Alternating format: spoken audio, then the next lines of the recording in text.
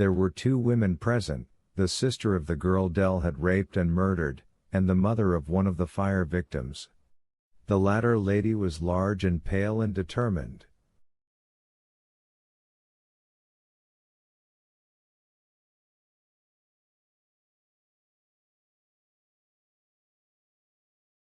She told Harry Terwilliger that she hoped the man she'd come to see was good and scared, that he knew the fires in the furnace were stoked for him, and that Satan's imps were waiting for him.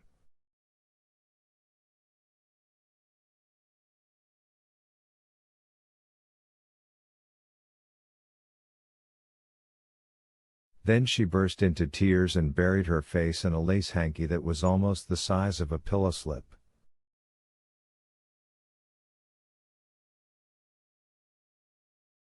Thunder, hardly muffled at all by the tin roof, banged harsh and loud.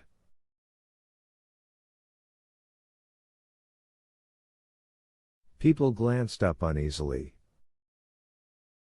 Men who looked uncomfortable wearing ties this late at night wiped at their florid cheeks. It was hotter than blue blazes in the storage shed.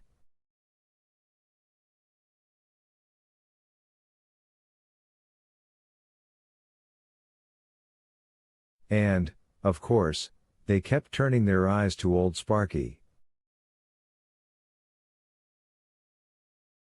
They might have made jokes about this chore earlier in the week, but the jokes were gone by 11:30 or so that night.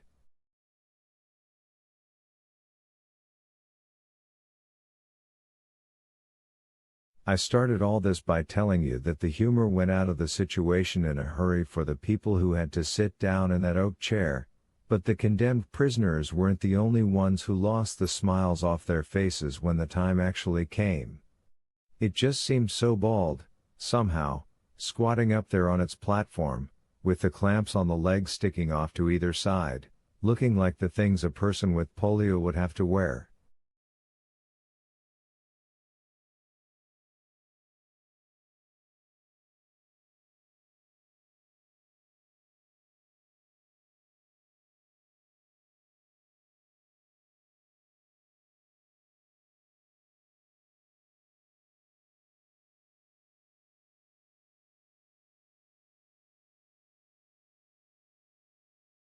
There wasn't much talk, and when the thunder boomed again, as sharp and personal as a splintering tree, the sister of Delacroix's victim gave a little scream.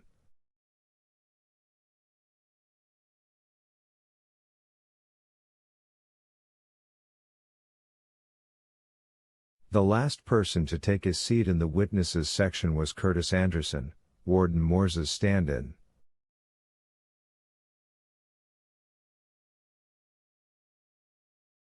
At 11:30, I approached Delacroix's cell with Brutal and Dean walking slightly behind me.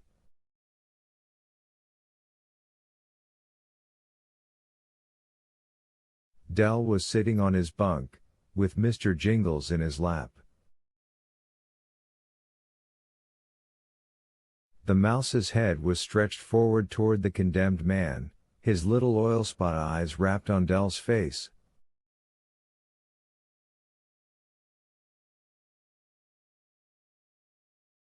Del was stroking the top of Mr. Jingles's head between his ears.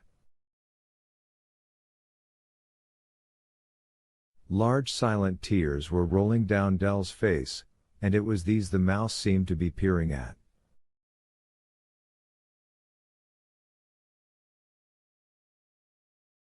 Del looked up at the sound of our footsteps. He was very pale. From behind me, I sensed rather than saw John Coffey standing at his cell door, watching.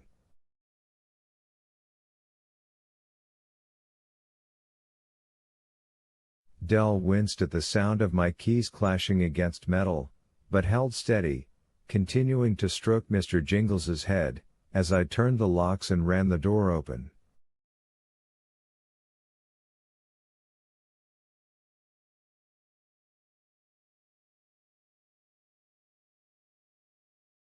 "Hi there, Boss Edgecombe," he said. "Hi there, Boys. Say hi, Mr. Jingles.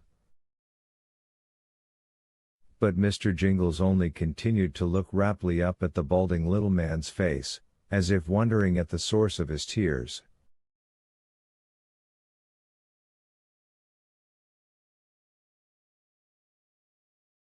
The colored spool had been neatly laid aside in the Corona box, laid aside for the last time, I thought, and felt a pang.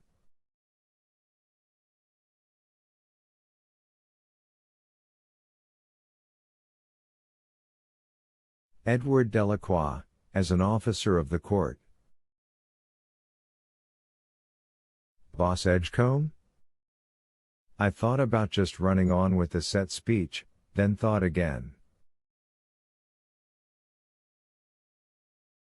What is it, Del? He held the mouse out to me. Here. Don't let nothing happen to Mr. Jingles. Del, I don't think he'll come to me. He's not. May we, he say he will. He say he know all about you, Boss Edgecombe, and you gonna take him down to dat place in Florida where the mousies do their tricks.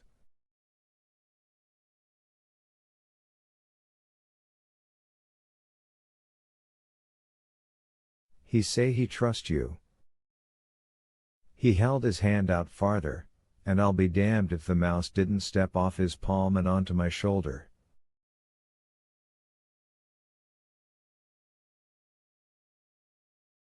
It was so light I couldn't even feel it through my uniform coat, but I sensed it, like a small heat.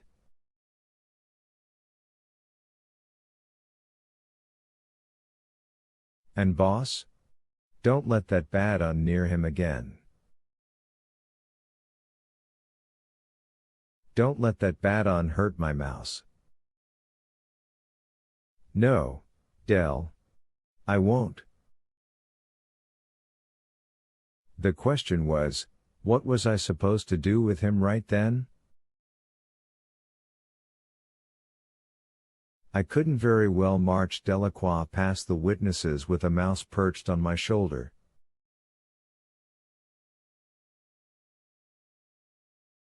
I'll take him, boss, a voice rumbled from behind me. It was John Coffey's voice, and it was eerie the way it came right then, as though he had read my mind.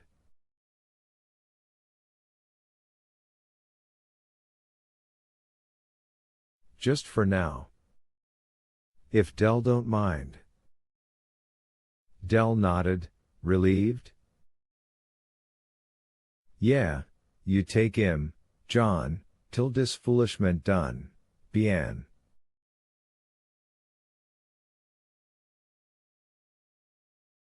And den after his gaze shifted back to Brutal and me. You gonna take him down to Florida? To dat Mouseville place? Yeah, most likely Paul and I will do it together, Brutal said, watching with a troubled and unquiet eye as Mr. Jingles stepped off my shoulder and into Coffey's huge outstretched palm.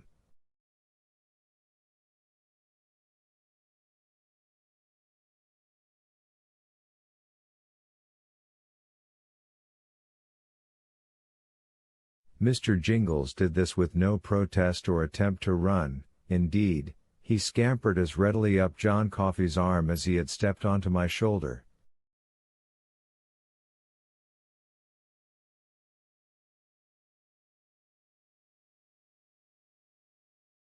We'll take some of our vacation time. Won't we, Paul? I nodded. Del nodded, too, eyes bright, just a trace of a smile on his lips.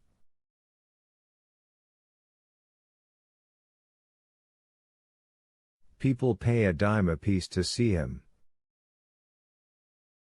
2 cents for the kiddies.